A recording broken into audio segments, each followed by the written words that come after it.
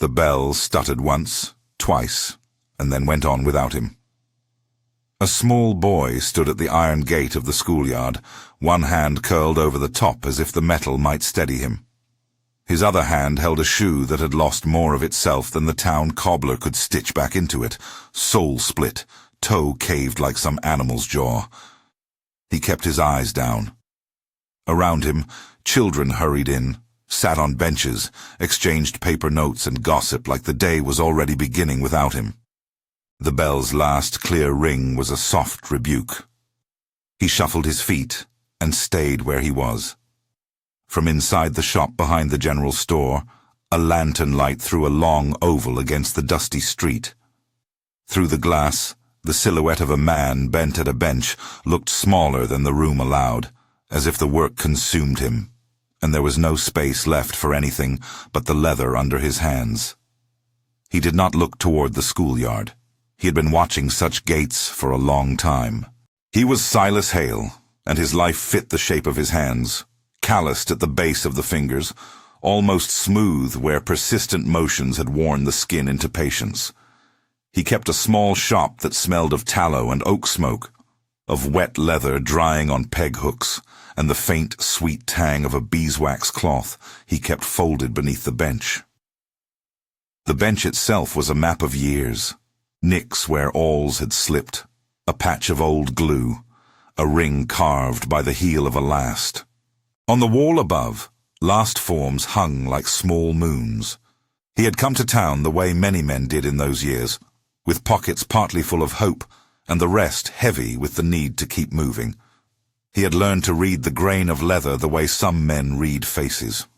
Where others saw ruin, threadbare uppers, soles hanging by a hair, he saw a structure to be repaired and a dignity to be restored. He repaired shoes because he was a craftsman, and because he knew, in a quiet way that did not require explanation, the difference a shoe made to a child's day. The boy at the gate did not belong to any headline. He belonged to mornings that added up to a life. He belonged to a mother who worked the washing and to a father who drove a wagon when there was freight to drive. He belonged to a small house with a hearth and a single lamp, where pride was as much an article of clothing as the hat his father took off before entering. Pride made him wait. Attendance meant swallowing a cost that wasn't always counted in coins. Silas had noticed that more and more small feet came past his window with shuffling steps. He could measure a child's hunger for school by the way they tried to make their shoes look unremarkable. Some managed it with new laces or a brisk stride. Others could do nothing but stand when the bell called. Days expanded into weeks of watching those faces come and go.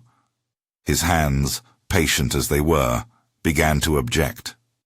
On the workbench, there was always one shoe in progress, sometimes two. In the evenings, he would lift the lamp higher and stitch beneath its soft light until the room hummed with the small music of his tools. The curt, obstinate clap of a hammer, the whisper of thread through leather, the soft rasp of a knife smoothing an edge. He kept a ledger, not of accounts, but of pairs. Beside each entry, there was a mark for a child, a tiny notation of where. He never wrote names there. Names felt like an invitation for the town to place obligations on people who already had plenty. He wanted only to see little souls carry feet to school. If you love true stories of quiet people who change their world by ordinary work, stay with this one. Subscribe and you might find another like it. Silas had come to Cedar Hollow 10 years before, his hair still dark and his eyes quick from the road. The town had a main street of wood, and a sparse square where men discussed crops and the weather, where women stacked jars on church sale tables. It sat in a shallow valley, the road that fed it stubbornly persistent with dust through the summer and a tacky, bone-deep mud in spring. Winters took the breath from windows and packed the streets with a hard, bright cold. The town school was a plain one-room building with a tall, sloped roof and a bell that could be heard across the little valley. Miss Clara Avery, the teacher, ran it like someone who believed there was no such thing as wasted learning. Miss Clara was of that sort who measured the world not by ritual, but by progress. She could spot a child who had read a single line incorrectly from across the room. She kept registers that were as neat as chemists' prescriptions, and she could, with one look at a set of handwriting, tell whose lessons had been done in stolen minutes. She loved books, like some people loved kin, stiff covers with foxed pages. For this reason she could not abide children kept away from the chair of learning for want of leather and stitch. That morning she watched the boy at the gate with a collection of emotions. First, irritation. An instructor's inability to have a full room bothered her. Then, when the bell's sound had drained and the child remained, she felt the worry of one who understood the reasons beyond the numbers. She did not cross the yard to him. But later, she would make a note in her register and fold her lips around the plan for the day.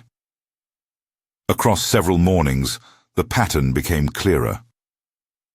A little girl named Nora began to take a long pause at her front door each morning, fingering the edge of her one remaining good shoe, as if counting virtues on the leather. Thomas, with a mop of hair and a curiosity that made him ask too many why questions, showed up late more than once, cheeks pink from running, but shoes dragging. Liza, the smallest in Miss Clara's class, learned to stand in the doorway and watch the others until someone came to fetch her.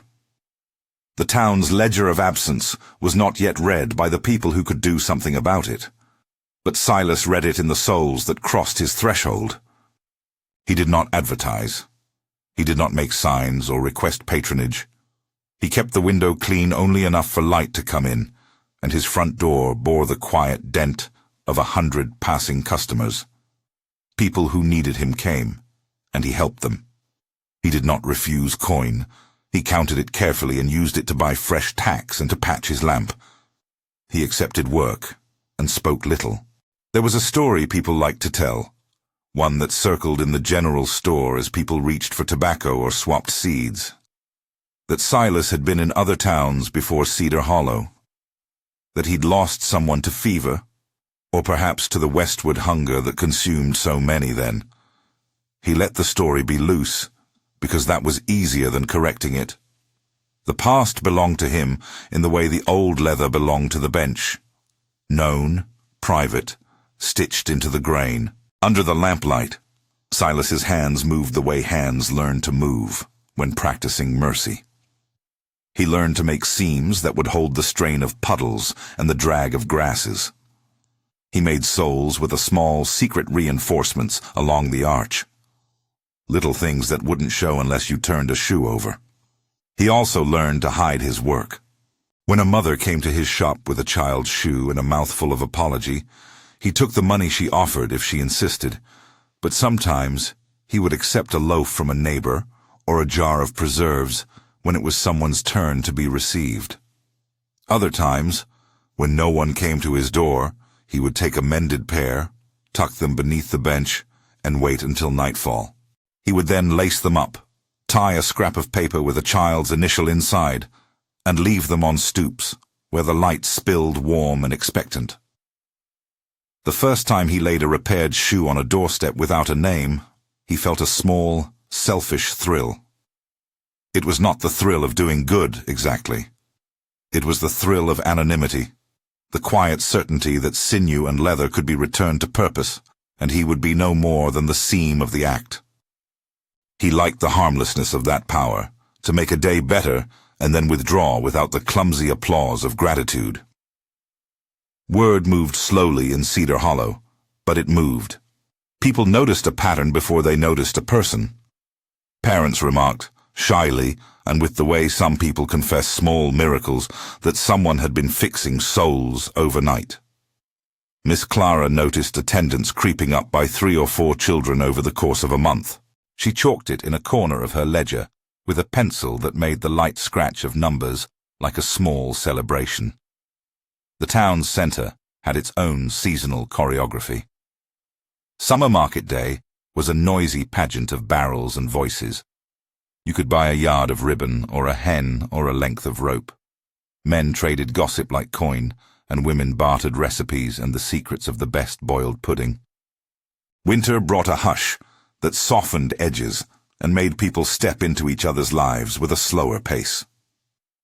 In the fall, leaves stone gold and red rattled down to the gutters, and the church sale grew louder with jam and quilts. It was at one such sale that a woman, hands full of jars and money counts, found a small sack of leather scraps tied with twine at the back corner of the table. She thought of the shoemaker. She could not walk away. She left the scraps and a note that merely said, "For the one who mends." Small kindnesses beget other small kindnesses. Silas, who had never asked for help, accepted it in the form of scraps and warm bread and a word of thanks that never came. There was a modest ritual now. On Sunday afternoons, after the bell of the little white church had given out and the children had been gathered and the pews were brushed clean, someone would leave something at his door. Once it was a coat too large for the donor, another time a child's stocking. He would pin a mend and add a new seam, and the shoes would find feet. Not everyone approved. Pride is an odd bird in small places. It sits in the lap and looks offended when fed. A few townsfolk saw the mending as intrusion, a meddling into affairs that should be dealt with privately and with the neat arithmetic of money. A baker grumbled that charity led to dependence. A hardware store owner muttered that people should learn to save. These were not loud objections. They were mutters over the morning paper and things said with the clink of cups. They did not stop the children from stepping a little lighter when they had a full day of learning ahead. Silas worked through the year in small arcs. He measured feet in summer by sticking out his elbow and noting where the toes reached. He kept a child's growth room in the corner of his shop where shoes sat on shelves like small, patient monuments. He recorded sizes in his head and sometimes in the margins of a newspaper when he had nothing else. The ledger on the bench held little more than tuples of repair: heel, sole, stitch, wax. But between those codes lay stories. A scuffed pair belonged to a boy who fetched water for his family before dawn. A child's shoe with crude star scratches belonged to a girl who had learned to count while tracing the pattern on her toe.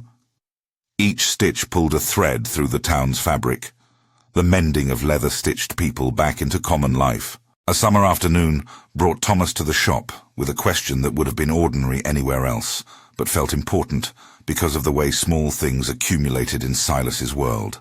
Thomas had found a book in the schoolroom, a slim volume of fables that Miss Clara kept for rainy days, and he had a dream of learning to read them aloud.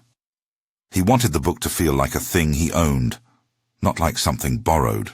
But his shoes were split, and he could not stay in class without the scorn of other boys. Silas measured him with the casual attention of someone who had taken on the measurement of many children's lives. "You read it at home," he said, not looking up, working the leather into a seam with a practiced thumb. "Out loud?" Thomas nodded, eager. "I want to be good at it," he said. "I want to stand up and show 'em I can." Silas looked up then, and for a flash his face, lined by years and thought, broke into something that was almost a smile.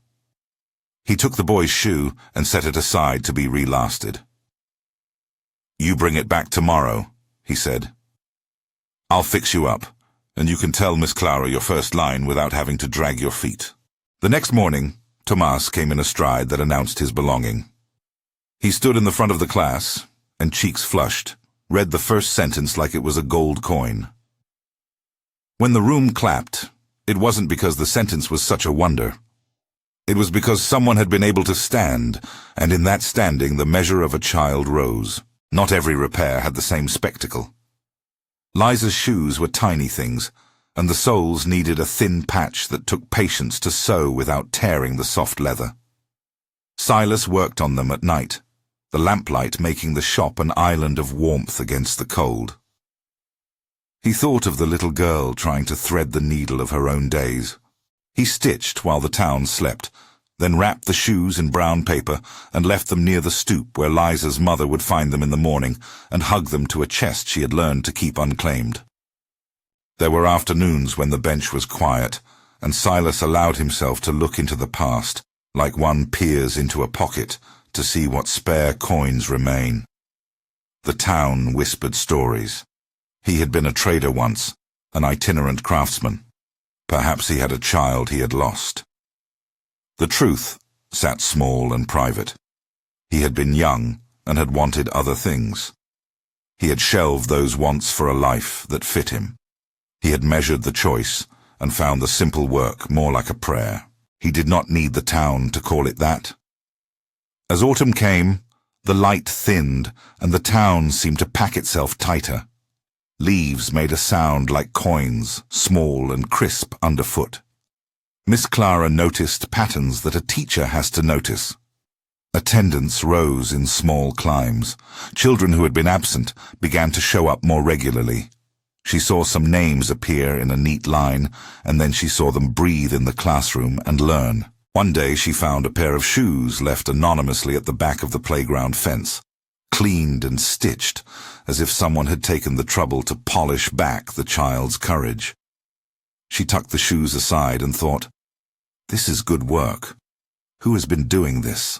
Miss Clara was not one to leave mysteries unsolved. She kept a ledger of her own, records of progress, a list of loans of books, the names of those who stayed behind. She was not unkind. She simply believed that knowledge required hands to be known, and the town needed to know which hands could be trusted. She began to ask questions in the way one asks a question that is an invitation rather than an accusation. At supper at the general store, at the post office, she asked a neighbor if they knew of anyone mending shoes.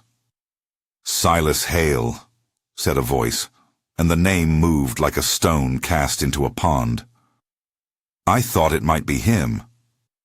"No," said another and shrugged. "He does his work. Folks like to tell stories." Miss Clara pinned that information in a quiet place. She prized craft and the people who gave their lives to making things that lasted. She liked the idea that someone was unassuming and useful. But there was also an officialness to her mind. The county had eyes. If the town could show the numbers, the children sitting in the room on a regular basis, the school would be safe. Attendance mattered in ways beyond affection. It mattered in funding, in respect in the future for those children beyond the valley. She wondered whether one quiet man's work could be the difference. Winter came on the heels of that thought, a bright, sharp season that made everything visible. Snow gathers truth the way a sheet makes a bed show its shape. Streets were edged in white, roofs held down their loads, and breath puffed out of mouths like soft paper. Some mornings the air stung so that children's ears pinked and their noses reddened. School for many had to weather more than lessons. It had to survive the geography of poverty, ice-slick paths, frosted fastenings, shoes that would not keep out the cold, hence the pressure. If only a few children could not make it because of shoes that let in cold and shame, attendance numbers could slump. If numbers slumped, rumors of school closure drifted like a threat on the wind. Miss Clara kept her inquiries quieter now, listening to her pupils' small confessions and the hesitant, apologetic reasons they gave for being late. Silas watched too, and his chest, which had been steady from the rhythm of his work, tightened. There was a night in late November when the town held its breath. A storm rolled over the hills like a cloth pulled fast. It beat the streets with sleet and wind so sharp that windows rattled their frames. Silas sat at his bench under the lamp and thought of the children who had no boots thick enough to keep a winter at bay. The ledger lay open, a thin book of names and notations, and he turned the pages slowly. He picked up a patch of leather, pressed its grain between thumb and forefinger, like a man who checks the pulse of things. He began to stitch. When the storm cleared, Silas walked the town with a small cart he had borrowed from a neighbor. He moved as he always did, composed, unremarkable. The cart carried a neat heap of repairs, patched soles, soles replaced and glued firm, small daubs of oil to warm the leather. He stopped at doors and at stoops, placing a pair here, leaving a tied parcel there. A dog lifted its head, sniffed, and then returned to its blanket. No one saw him work. No one saw the shape of his kindness take form. He was not alone in the night. In the corner of the town, somebody else had left a bundle of hand-knit socks at the post office's back door. A neighbor had set out a pot of stew for anyone who came by hungry. Things began to circle back in small ways. The town had many invisible circuits. Silas considered himself only one small conduit. Morning came and the school bell rang louder than usual. The inspector, a man with a formal hat and a ledger of his own, was to visit in a week. Miss Clara had told the town in the tone of one who feared for her classroom. The town had a week, and in that week, Silas measured his acts against the slow currency of trust. He could continue as he had, anonymous and careful, or the angle of his work might have to change. Perhaps he would be found out. Perhaps the town would speak his name and cast him letters of thanks he would not know how to read. On the second day after the storm, a small miracle occurred that had none of the dramatic flair of the stories people later told. A mother, who had never been to the shop because pride placed a wall between her and kindness, rang Silas's bell. She came with a single pair of shoes in a paper bag and her fingers making small requests. "He needs to go to school," she said, quick and embarrassed. "He'll be mocked if he shows up like that." Silas took the shoes without a question. He did not ask for a coin. He did not examine her hands for signs of thrift. He nodded and set to work. The woman's shoulders, taut with restraint, folded, as if relief were a coat she had been given. She tried to refuse his help. He would not take it, but he tied his own scarf around his neck with a casual motion to send away the exchange. She left, but not before she put a small jar on the counter, a thing of preserves that the season had made sweet. He accepted it, and only later did he realize her gratitude was a thing he understood with the same clarity he used to read leather. Silas's ease with the exchange wasn't vanity. It was his discipline. He believed in keeping people whole, and he did not want their thanks to be the thing that made them less upright. He would remain, for as long as he could, a hand at the bench and the quiet in the night. Yet, small patterns have ways of aligning themselves into consequences. Miss Clara, who kept her own account of the children's days, wrote to the council that attendance had improved by a number that mattered. The council deliberated in their dusty room and said good things and made small notations. But there was still the inspector's visit looming like an unlit lamp.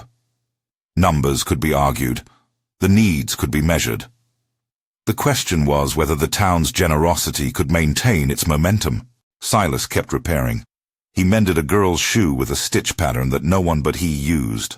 Cross stitches, compact and nearly invisible. He did it because it held and because he liked the neatness of work done well. He did not expect that the stitch would one day be the thread that revealed him. In the evenings after his work was done, he would sit by the shop window and watch the lamplight of other houses wink on.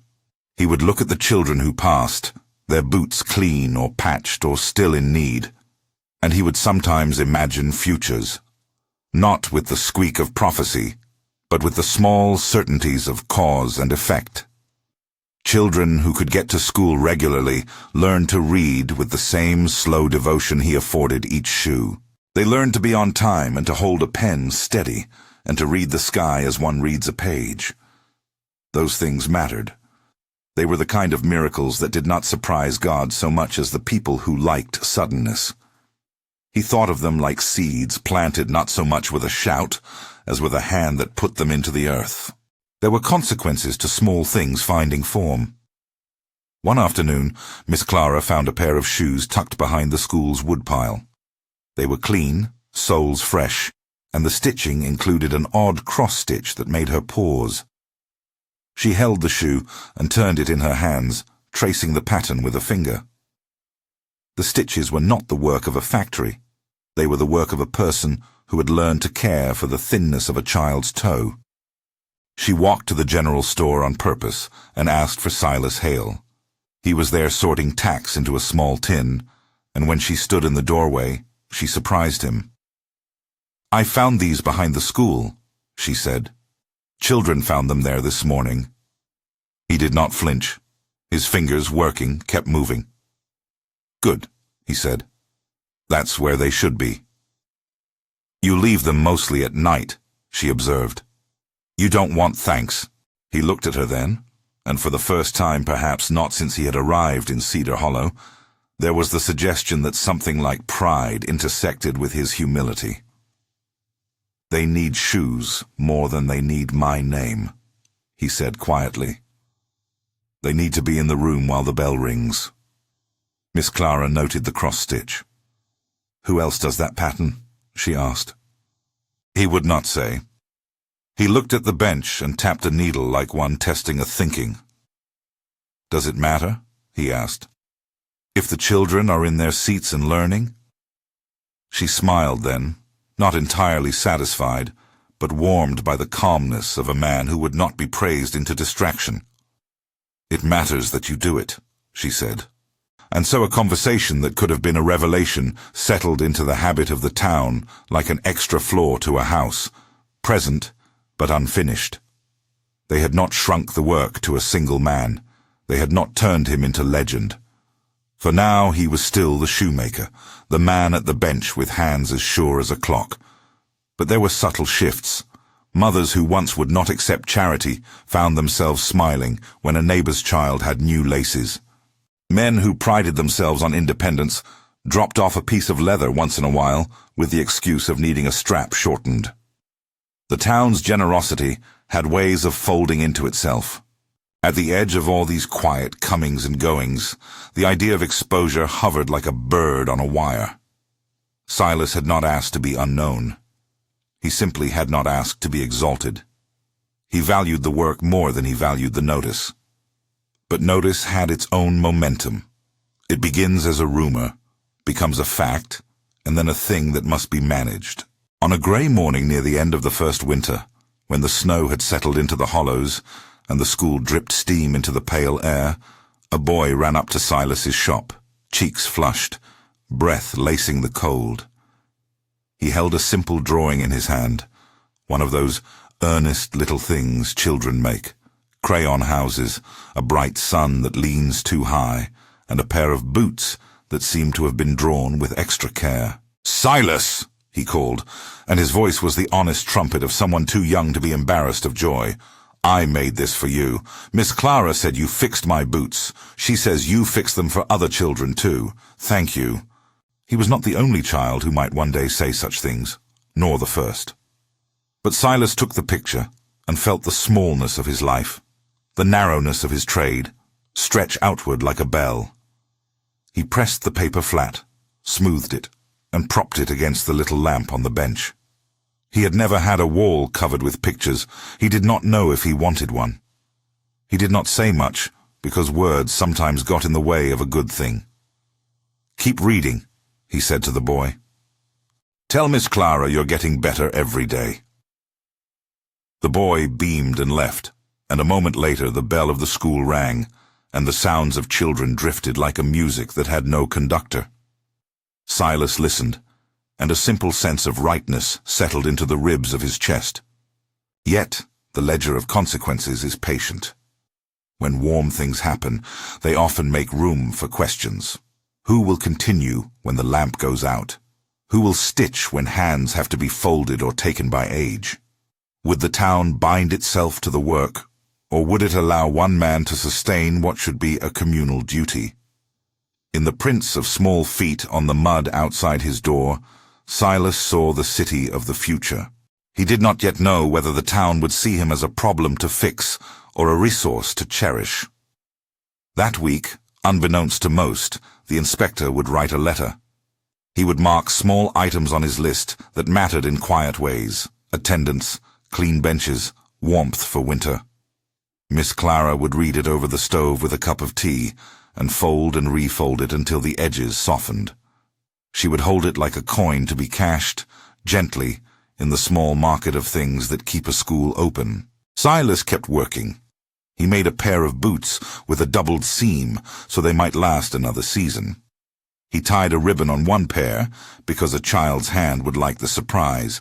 He counted nothing, and yet his ledger of days filled with the surety that hands doing small things could hold a town upright. The day before the inspector's visit, a letter arrived at the school addressed to the town council.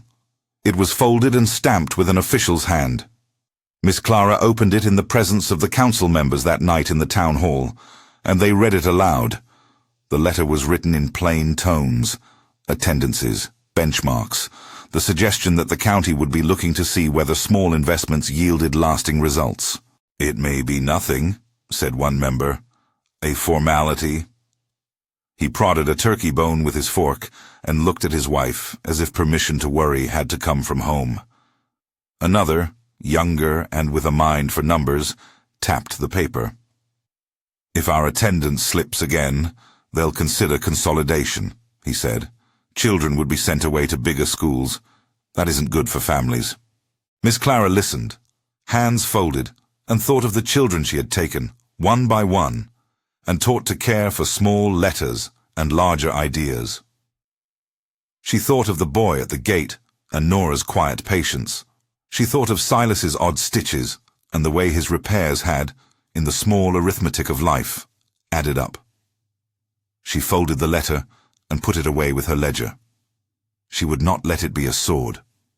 She would let it be a spur. Silas heard none of the council's talk. He was in his shop that night, binding a last pair of shoes with care. The lamp burned low. He tied the final knot, cut the thread, and sat back. The work was only partially his. It was, secretly, everyone's. Outside, the town exhaled into the snow. The bench by the window was warm with the residue of a day's labor. Silas looked at the child's drawing propped against the lamp and felt the pull of a future that might need more than one man's hands. He heard, distantly, the faint clatter of someone sweeping their porch. He felt, for the first time in a long while, a pressure that might be called hope, and also might be called fear. The fear that his anonymity, which had been his grace, could be taken from him if the town needed organizing rather than sustaining. He closed the ledger and set the lamp higher. He thought of a plan not yet formed, a plan that might require him to speak, or refuse to speak, to accept help, or continue to work alone. In that pause, the story wavered like the breath of someone who has not yet chosen whether to move.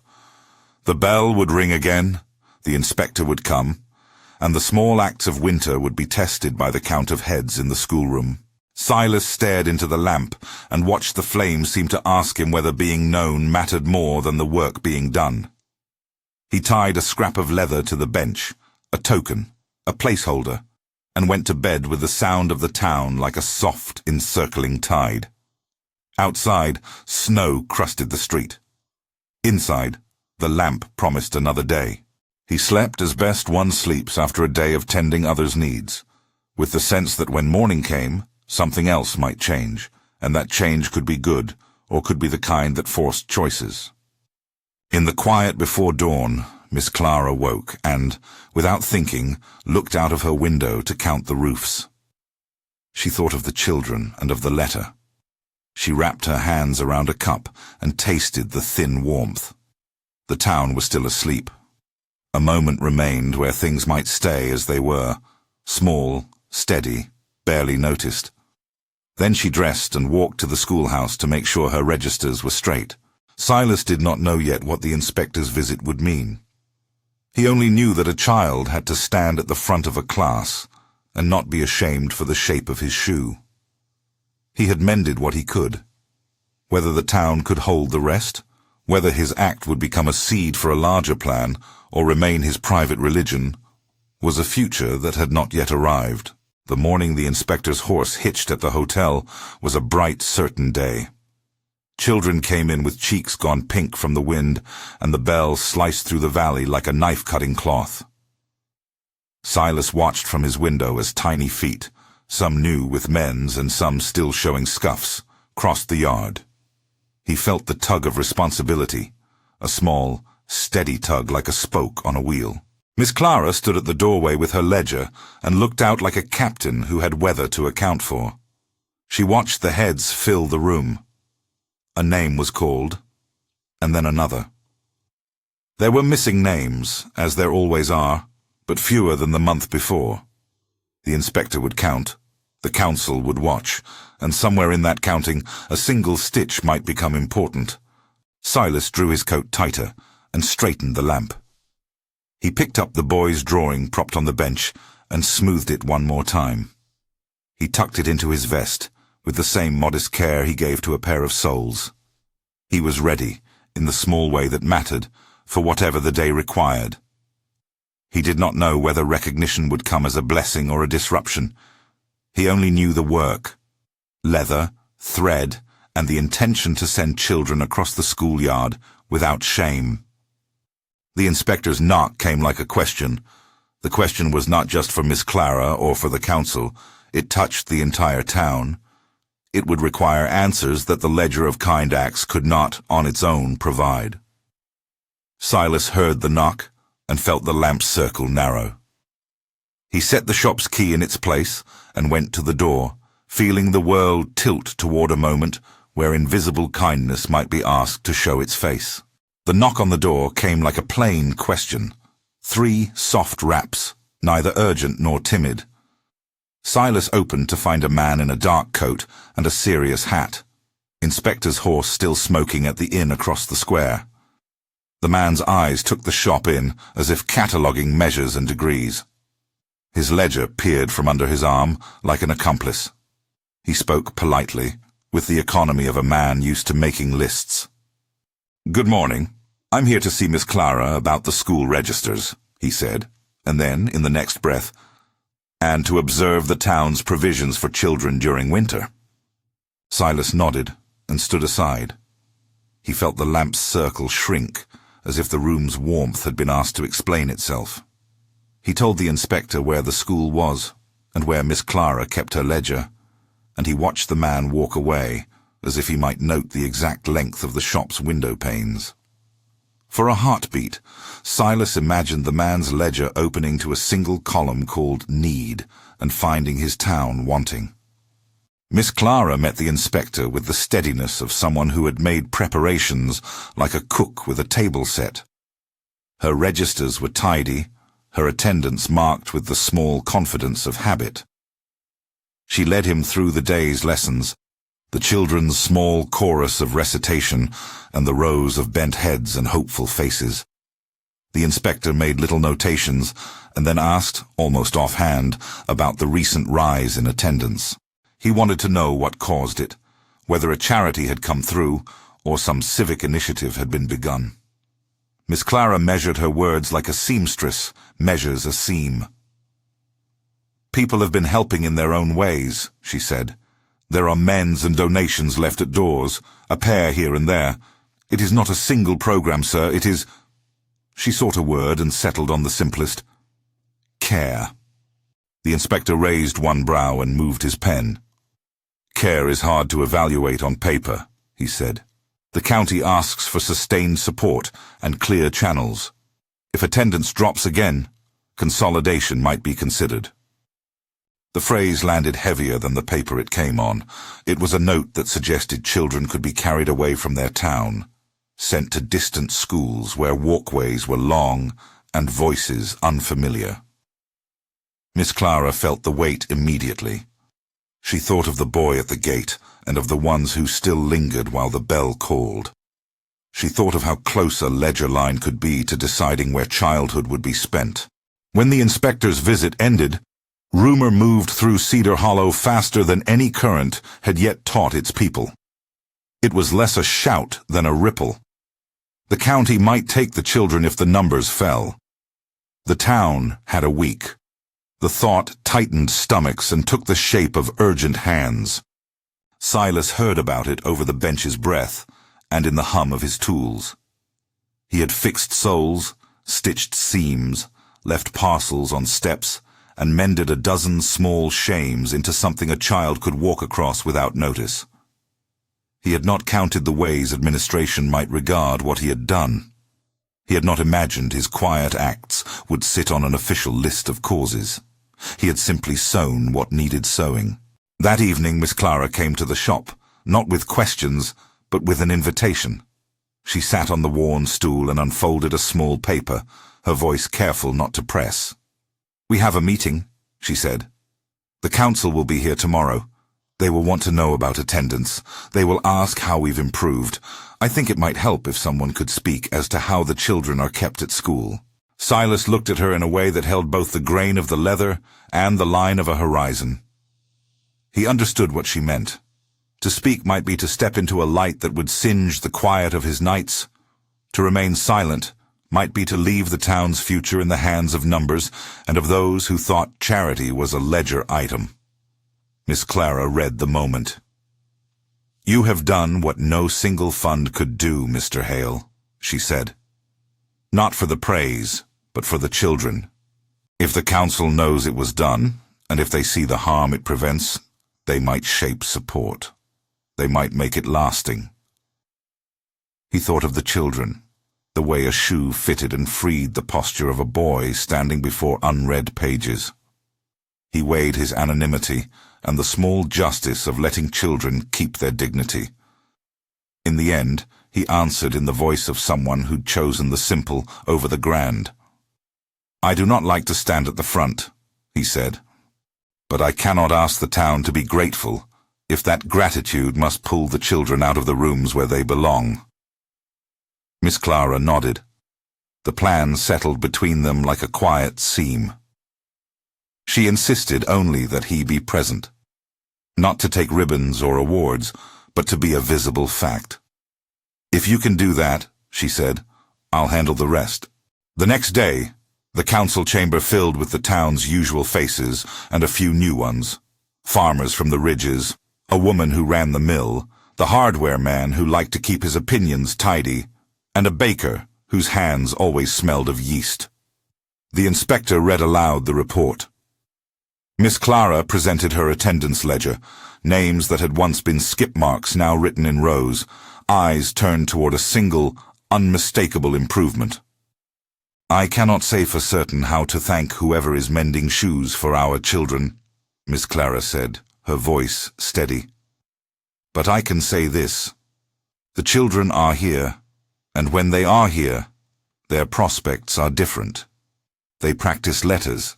They keep pace in mathematics. They grow accustomed to the rhythm of being on time. Something small has changed the shape of their lives. A hush fell like a soft cloth. It was the sort of silence that carries an idea, as if it were fragile glass. Then Mr. Greeley, the hardware man, a man for whom a nail was a moral principle, cleared his throat and said bluntly, "We've had leather left at Silas Hale's door, folks have told me." He wanted to be factual, to avoid sentiment. He gave the impression of someone pinning a notice where it would be kept. "Silas?" the councilman asked, looking toward the door.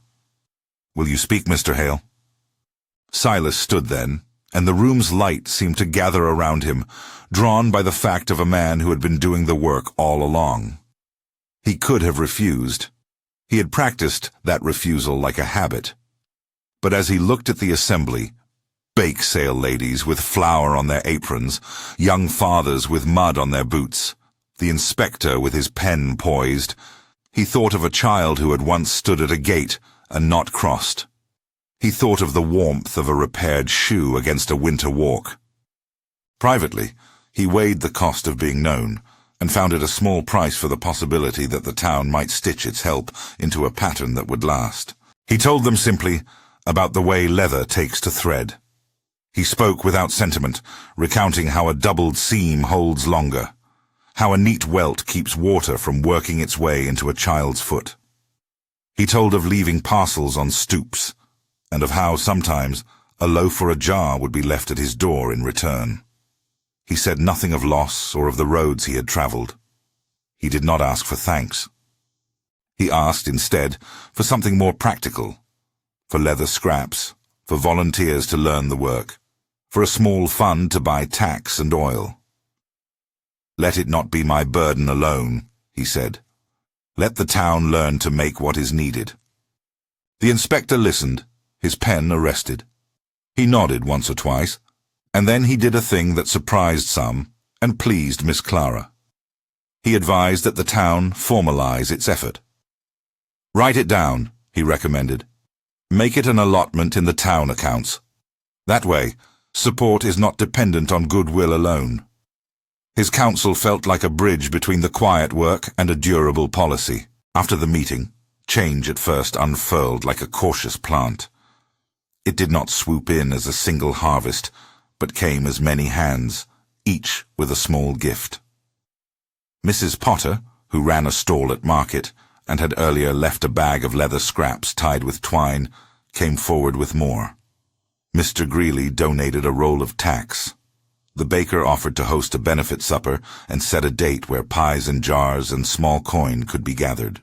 Even the hardware man, who'd muttered about dependence, tied a scrap of sole leather to his wagon and told his apprentices to learn the mending he thought trivial and yet now seemed necessary.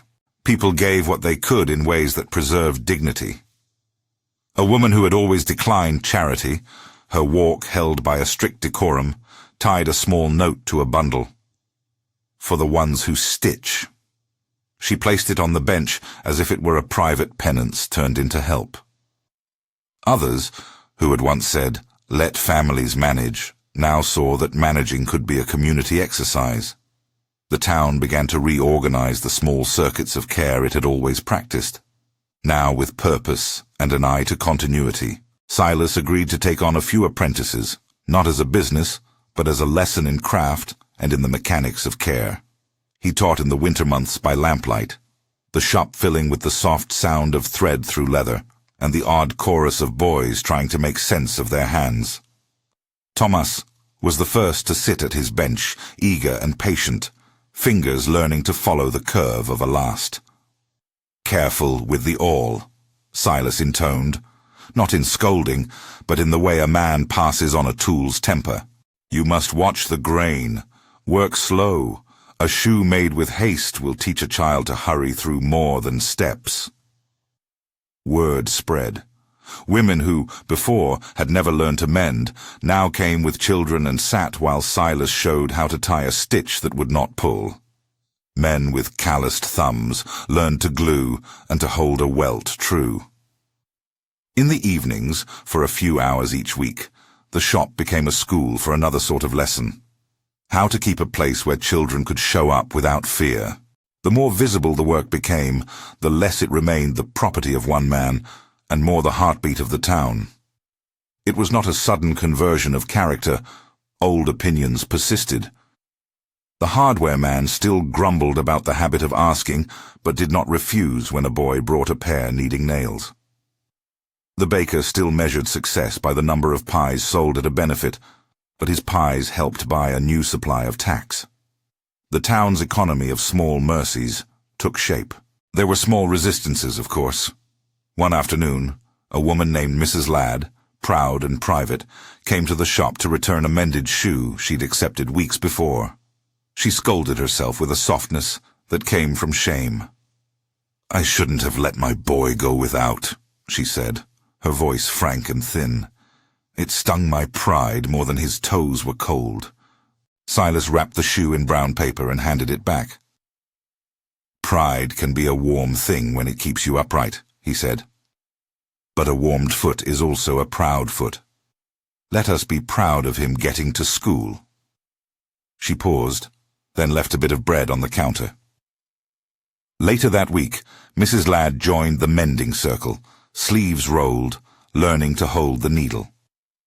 The movement toward community acceptance was not a single step, but a march of many small reconciliations. The benefit supper marked a visible pivot. Everyone gathered in the town hall, the same place where concerns had once been measured against the county's ledger. Long tables were set, a kettle steamed, the children had made simple decorations, garlands of paper cut into boot shapes. Miss Clara spoke with a teacher's plain heart, about the value of children present day after day. The baker spoke of how a child's education was a thing that kept an entire village fed in the long run. The hardware man spoke last, awkwardly, and with more feeling than his manner usually allowed, and presented Silas with a small box of new tools, ones he had ordered from a nearby town, while the children clapped with the rumpus of unpracticed applause. Silas accepted the tools with a reserving gesture. He stepped to the bench and touched the new iron, feeling the sound of an advantage in his palm.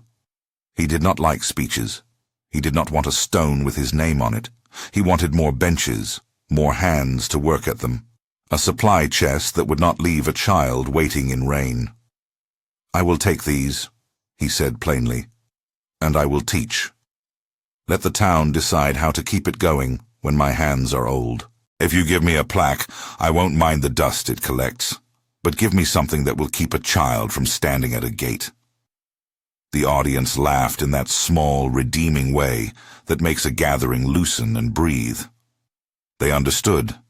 The honor they wanted to give him was not the hollow gold of public praise, but the substance that would make more shoes ready for more feet. From then on there was a committee, called with the kind of modest pomp small towns practice, a handful of people tasked with seeing that materials were purchased, and a modest fund maintained. The committee met at Miss Clara's kitchen table and conducted their business with earnest slowness. They decided on an allocation: leather, tacks, wax, a small sum for repairs that could not be achieved with goodwill alone. They appointed a day each week where the shop stayed open later, and those who could came to stitch and talk and have a good sort of labor. The work became a ritual of the town's care. Seasons turned, and with them the stories thickened. There was a spring when Nora, the girl who had once paused at her door, took a book home and read aloud to her younger brother until the neighbor slowed and listened. She came to the shop one day with a stack of cloth she had embroidered, small squares, offering them in exchange for a pair of shoes for her cousin who had moved into town. Silas tied a measure out of his pocket and said with a lightness she cherished, "Bring your cousin in. We'll make him a shoe that keeps the earth out." Tomas, who had read his first line in public and then grown to read many, started to arrive at the bench just after school, fingers clumsy at first, gradually finding the rhythm. Silas showed him how to hammer without marring the leather. "You must treat the leather like a person who is shy," he would say. "Handle it gently until it trusts you. Then you can be bold." Under Silas's guidance, children who had once lingered at gates found themselves on stage in other small ways, marking the school register, helping younger ones into their coats, carrying a bundle of mended shoes like a proud errand. The town adjusted its idea of what charity and dignity meant, with more hands learning to consider both in the same motion. Not all outcomes were tidy. There were days when a pair would come back, the seam again frayed, and a mother would look at Silas as if asking why the world had not simply held. There were losses. A family moved away that spring, drawn by work in a larger town. Pride and economy still wrote their own rules across people's lives. But the net, if one could imagine such a thing, caught more than it let slip. There were moments of private recognition that did more for Silas than any ceremony. One afternoon, an old woman named May, who had once left preserves at his door, sat in a corner of the shop and told him, with tea and a hand wrapped around a cup, how her grandson had been able to go to a distant apprenticeship precisely because he had been able to read. "He writes to me," she said, voice breaking on a small crier. "He tells me things I'll not see, but I can see that his life is different because he learned at our school." She held out a letter with careful handwriting. Silas read the words silently and folded the paper as if it were a gift. There were other quiet honors. A bench built from old wood placed on the school porch, the seat worn with children's use, not polished for display, but kept in the rhythm of daily life. A small tin marked for leather donations placed at the post office, a little chest of tools kept in the schoolhouse for quick repairs. These were practical things, practical honors, more useful than any plaque, and truer to the shoemaker's temperament. Time, which mends certain things and frays others, continued its course in small increments. Silas's hair greyed at the temples, his hands bore the map of a life spent in the same motions. He continued to come in each morning and sit at his bench, his ledger filled with notations, sizes and repairs and simple signs of wear. He accepted occasional coins, jam, and once a brandy-flavored cake from the baker's wife. Mostly he took work and gave back a shoe that would let a child cross a schoolyard without shame. Years do a slow, inevitable thing.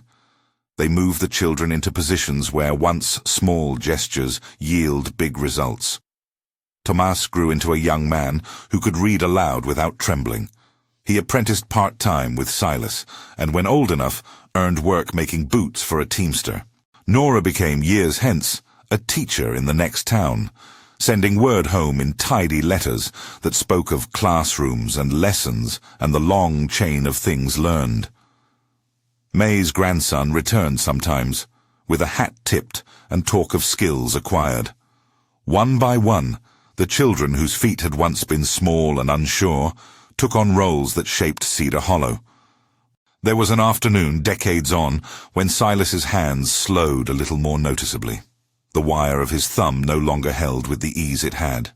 He taught more than he worked now, his voice a metronome of instruction, his hands demonstrating more than stitching. Tomas, grown and steady, stood beside him at the bench, more able and patient than any boy Silas had taught at the beginning. The room seemed to move in loops. The child who had once been hesitant at the gate now helped another small one tie his laces. One spring morning, a delegation came to the shop representing many faces. Parents, former pupils, Miss Clara, now older and still precise with her ledger, and a few members of the council who had grown used to the rhythm of children in the town room. They had a small thing, a bench, new but plain, to be placed in the schoolyard, and a simple chest of leather and tools. They did not come with fanfare, but with the steadiness of people who had seen practical needs met and wanted to make sure they stayed so. "We thought the schoolyard could do with a place to sit," Miss Clara said, handing the small deed to Silas. "And someone to look after the supplies." Silas accepted without ceremony. He took the hand of a few children and taught them what he could.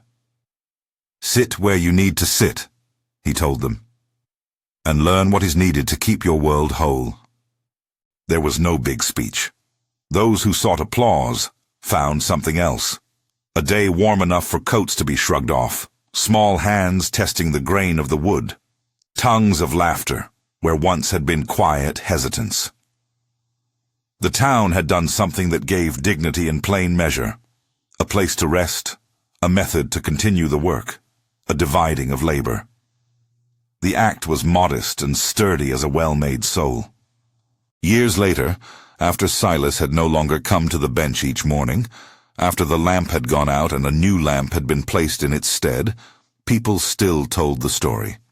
They told it not as a myth, but as a ledger of cause and effect.